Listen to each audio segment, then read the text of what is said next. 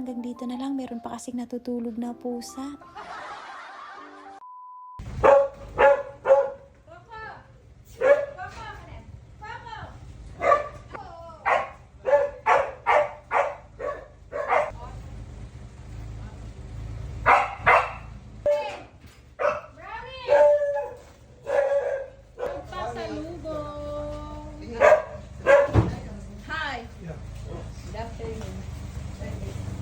What is this?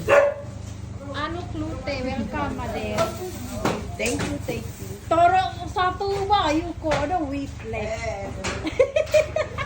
Hey, brownie ko lang yung brownie ko. Ay, ano, bugi. Dali. Manukin, oh. Behave ha? Behave ha? Behave ha? Sila tito yan ha? Hmm? Behave yan. Behave, para hindi pagalitan. Hmm?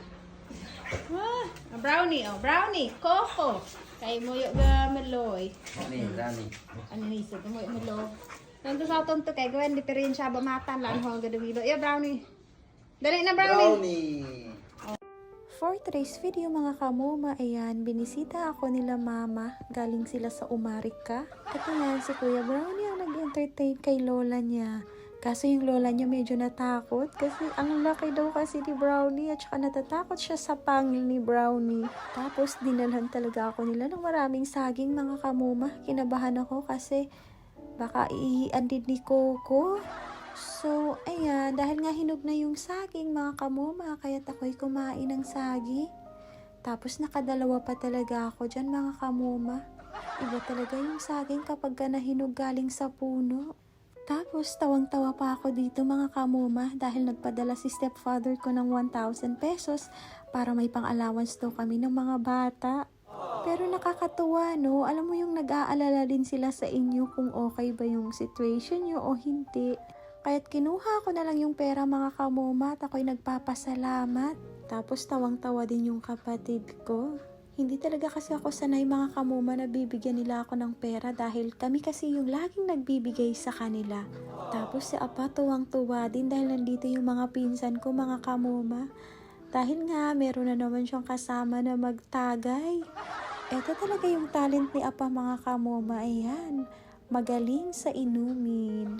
Yan kasi nakakapagpasaya sa kanya mga kamoma, lalo na kapag kakasabay niyang uminom yung mga kamag-anak ko. Tapos si Boss Fifi naman yan, ignore lang sa tilapia. Kaya nagluto na rin ako nitong Korean soup mga kamoma. Para may pangsabaw-sabaw sila at para uminit yung kanilang tiyan.